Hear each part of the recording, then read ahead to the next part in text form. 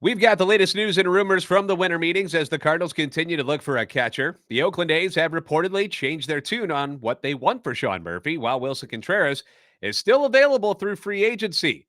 And is an outfielder from overseas a possibility for the Redbirds? This is Locked on Cardinals. You are Locked on Cardinals, your daily St. Louis Cardinals podcast, part of the Locked on Podcast Network, your team every day.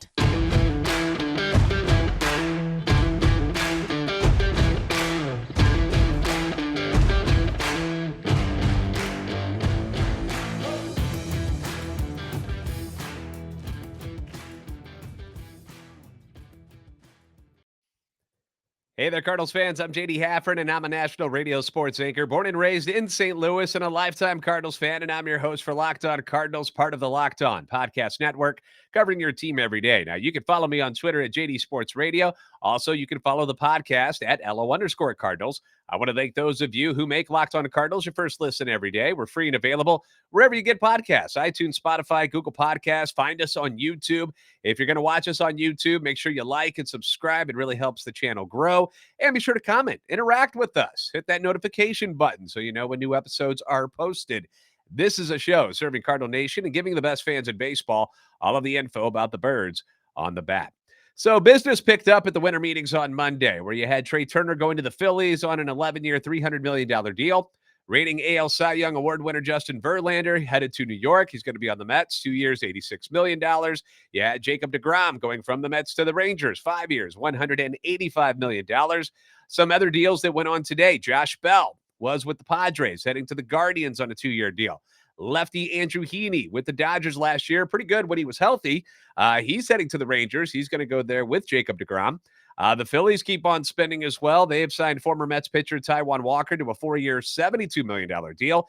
And then arguably the biggest name that got signed today was that of Cody Bellinger, the former NL Rookie of the Year, former NL MVP. Career and his stats have started to sink like the Titanic over the last couple of years, but he got a 1-year, $17.5 million deal from the Chicago Cubs. So I don't know how Cardinal fans are going to feel about that, because we know how good Bellinger was a couple of years ago, but man, is that a hefty price tag? $17.5 million just to see if he can hit, because he hasn't done that very well the last couple of years. There was a false report by John Heyman. This was kind of funny, that Aaron Judge was going to the Giants, and then when he tweeted it out, he spelled his name Arson Judge. So now the internet is having some fun with that nickname and giving Heyman all sorts of hell for it, which they should, because, like, how do you jump the gun and screw that up and announce that Aaron Judge is going to the Giants and then pull it away like 2 minutes later? That's crazy. The Giants did land former Mariners outfielder Mitch Haniger today, though. That did happen. 3 years, $43.5 million deal, but nothing on Judge yet.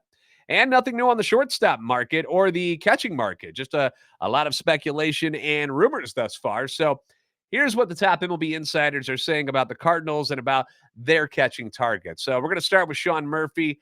We know the Cardinals aren't the only team competing for his services, okay? According to Nick Picoro of the Arizona Republic, the Diamondbacks are now among teams interested in trading for A's catcher Sean Murphy.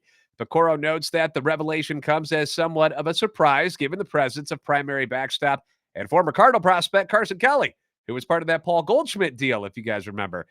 He also adds that at least 8 teams have been publicly linked to the Murphy sweepstakes. The acquisition caused figures to be astronomical. I also read that perhaps the Cubs might be interested in Sean Murphy's services as well.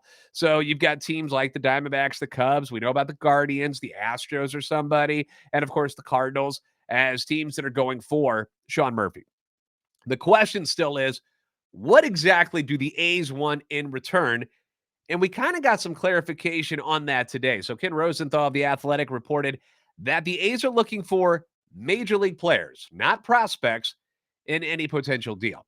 Now, that came out today, and it kind of threw a lot of us for a loop, because normally the A's are looking for young, cheap prospects in exchange for more expensive veterans, okay? That's just kind of been their MO.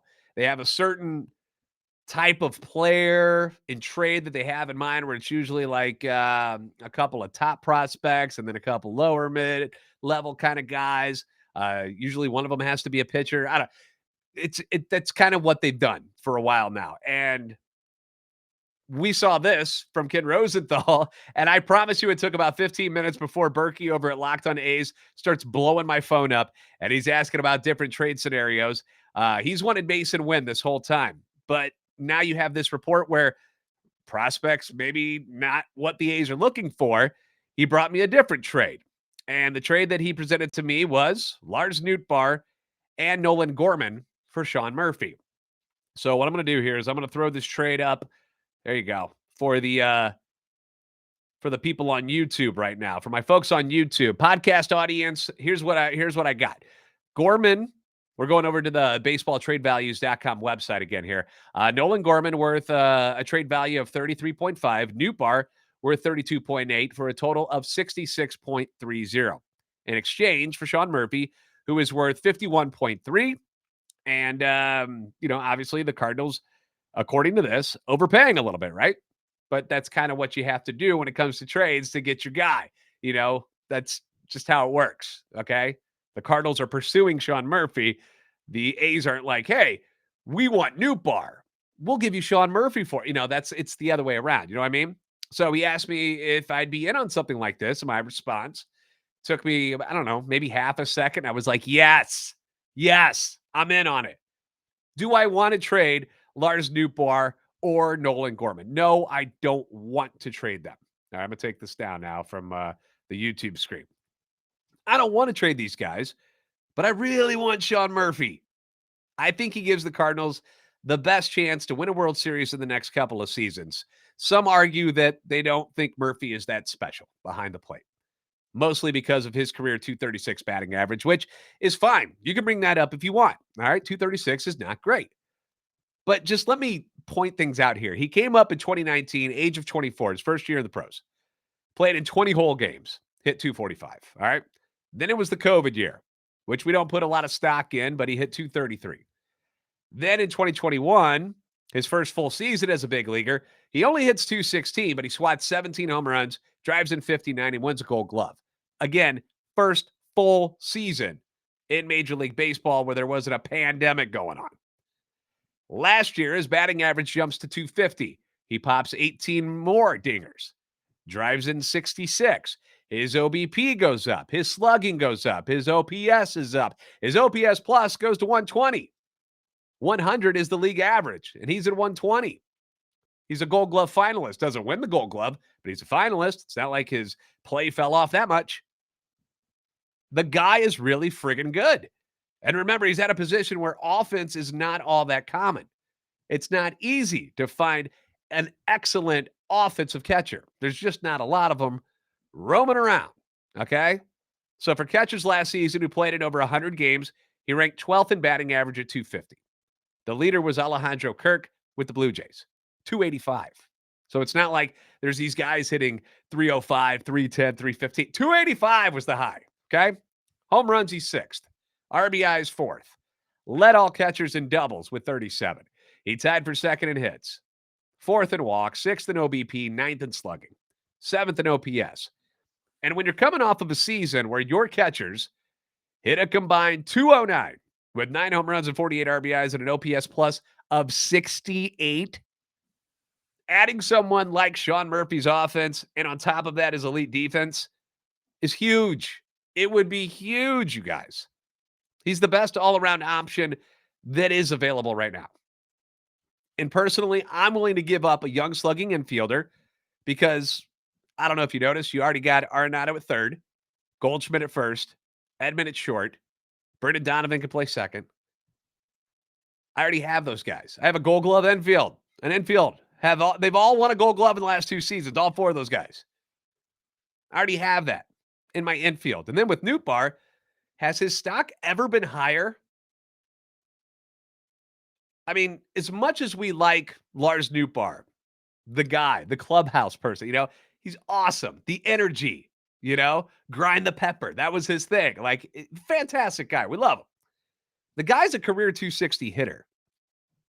He's never hit double-digit home runs at any level since college until this year. His metrics at Baseball Savant show him to be an excellent hitter in 2022. I'm going to pull those up for you too, because it is impressive. It is very impressive. And it's looking at this is why somebody like the Oakland A's would want him, or the Toronto Blue Jays would want him. You've got a ton of red on there, which is really, really good for our podcast listeners. Barrel percentage, hard hit percentage, chase rate. We know he takes walks, so his walk percentage is great, 98th percentile. He's solid in the outfield, can play all three outfield positions, has a cannon for an arm. But will these offensive numbers, these metrics that I'm showing you right now on the screen, will those hold? His July and August numbers were very, very strong this past year. They were great. But he, like a lot of the team, fell apart in the end, hitting 188 in September and October. And he was never one of those prospects where, like he was a top prospect. You know what I mean? Like, I never saw that he cracked the top 30 ever in the Cardinals' top 30 prospects. Doesn't mean he stinks or anything like that. I'm just saying he's never been thought of as like some special top of the line prospect. He had a strong start to the season at Memphis in 2021, but besides that, he was pretty forgettable leading into this year. Now is the time you move him, when his stock is up here, when it's high, right? He's peaking as far as what his worth is to other teams. Like, nobody wanted Lars Nootbaar when the season started. Nobody even knew who he was, hardly. And now you can move him for a starting catcher? I mean, come on. You've got Alec Burleson, who's been a much more accomplished hitter and a higher rated prospect, waiting behind him, also a left-handed hitter. You've got your number one prospect and a guy who many think could be the NL Rookie of the Year next year if he makes the team, and Taijuan Walker, waiting to play right field as well. So you're dealing from a strength, and then you don't have to move Mason Wynn, which is what everybody was getting mad at me about, because I'm willing to throw in Mason Wynn to get somebody like a Sean Murphy to be my catcher for at least the next 3 years at a reasonable price with his production.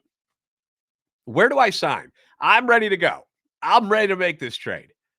Now, Buster only tweets the Cardinals are said to be very, very motivated buyers in the catching market. Duh. And they have a long history of making deals with the Athletics. He then links some of the deals over the years.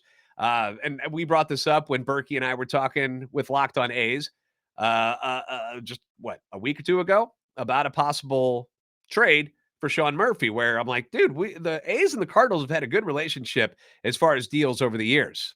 They've made deals for Matt Holliday, Mark Mulder, Mark McGuire, Dennis Eckersley, Todd Stottlemyre.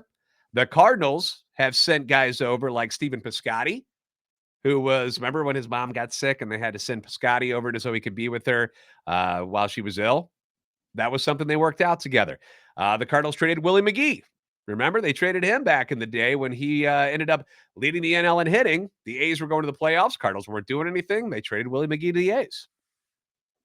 Now, Murphy isn't the only name that's getting attention from the Cardinals, obviously. We know that there's a certain gentleman who played in Chicago named Willson Contreras, who has also been rumored to be somebody the Cardinals are interested in. So I'll have the latest news on him coming up next on Locked On Cardinals. BetOnline.net, number one source for sports betting info, stats, news, and analysis. Get the latest odds and trends for every single professional and amateur league out there. They've got it for you, you guys, from football to basketball, soccer, esports, NHL. It's all at betonline.net, and they're always the fastest and easiest way to get your betting fix on whichever sport you're interested in. World Cup is something that I'm not a big soccer fan or football fan. I'm not normally into it, but World Cup comes around and I get into it. I start watching it. I saw Spain get upset today. Crazy stuff, right? And you can bet on these games.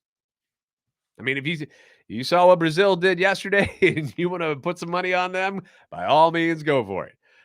You've got another week of NFL that begins on Thursday with the Raiders at the Rams, who just grabbed former number one overall pick Baker Mayfield off waivers from Carolina. And rumor is they might start him. What? You're going to pick him up on Tuesday? He's going to start for you on Thursday? How does he know the playbook already? I don't know. Raiders only favored by 6 right now. I might put some money on that one if I'd be so inclined to put a bet down. That might be something I'd do. Head to the website today. You can use your mobile device to learn more. BetOnline, where the game starts.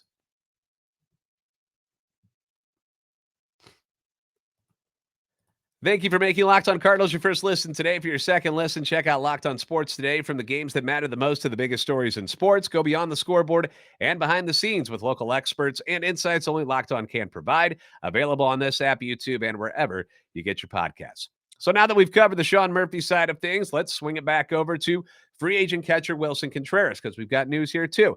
Early this afternoon, Jon Heyman tweets out that the Cardinals remain among favorites for Willson Contreras, looking toward a longtime star of main rival for possible Yadier replacement.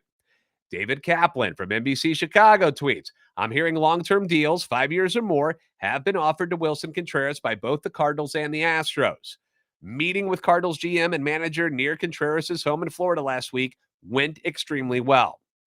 Manager Ollie Marmol was interviewed today and confirmed that the meeting did happen. John Denton got this quote from Ollie on Contreras, saying, Willson is a very good competitor. We talked about loving winning, and this is a guy who loves to win. He wakes up thinking about it, and he goes to sleep thinking about it.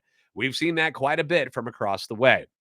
Denton also spoke with John Mozeliak about Contreras and whether or not the Cardinals have the financial flexibility and wherewithal to meet his demands, and Mozeliak responded with, boy, if I say no, that I'm in trouble in a lot of ways. Look, I would think where we are positioned right now, we understand the financial commitment something like this is going to take. Denton later tweeted, one snag between the Cardinals and free agent Willson Contreras, according to a source, the Cards were willing to meet the financial ask, but they're hesitant about going beyond 3 years on a deal. So far, a fourth year on the contract is a deal breaker on both sides. So that's the latest from what I've seen. So we know the Cardinals are big on their prospect, Ivan Herrera. Okay. They know that it's going to take a couple of years before he's going to be ready. And they want somebody to bridge the gap between that, right? Willson Contreras cost you money. It's going to cost you that second round pick and the $500,000 in international bonus money. Whereas Sean Murphy is going to cost you whatever the hell the A's are wanting right now, because now we're not totally sure. It could be Major League Baseball, like players now that are already in the league. It could be prospects, could be guys on the verge of it. We don't know. We don't know what the other teams are offering yet. And here's the other side of this. What if nothing happens with either of these guys? What if they get outbid by other teams? That could happen too. It could. And then it's back to Blue Jays, Jansen, Kirk, Moreno. Which one of those three do you want? Christian Vasquez through free agency, or some other free agents like Mike Zunino, Tucker Barnhart. You know, there's a couple other guys out there, but the way things are starting to happen, you know, as you slowly start to see things and people talking about Cardinals and catchers and shortstops and all that stuff even more, the more that, to me, barring some drastic trade or contract offer that is so extreme that the Cardinals can't match it, I'm putting on all my money on the team getting either Murphy or Contreras. I don't think Mo wants it to fall beyond them if he can help it. Doesn't mean it won't happen. I'm just saying that just seems like those are the two guys, one or the other. And we just don't know which one's going to go first. As far as the shortstops go, we didn't hear too much today. We just heard more teams saying like, yeah, I'd like Xander Bogaerts and I like Dansby Swanson, but nothing much really came out of that. I'm still not sold that they're actually in that market as much as things were made to sound like they were yesterday. I ran a poll for the listeners and asked you guys, who would you want between Swanson and Bogaerts? And it was a landslide for Bogaerts. Over 75% of the vote went to him. But I don't think anything with these guys gets figured out until this catching situation gets done first. And that's been the Cardinals' number one priority this whole time. And they've said that repeatedly. And here's the thing is, if they spend their free agent money on Contreras, I would assume that would take them out of the mix for any of the top shortstops. But if they trade for Murphy and they just use prospects, then they still have whatever money they were going to spend. And perhaps that opens up the door for a high-paid shortstop or a starting pitcher or some bullpen help to come walking into the equation. What about an outfielder? They've discussed a desire for a veteran bat, a hitter from the left side. They've mentioned that. What if that guy that they sign or are interested in didn't even play in America this past year? We'll talk about it next on Locked On Cardinals.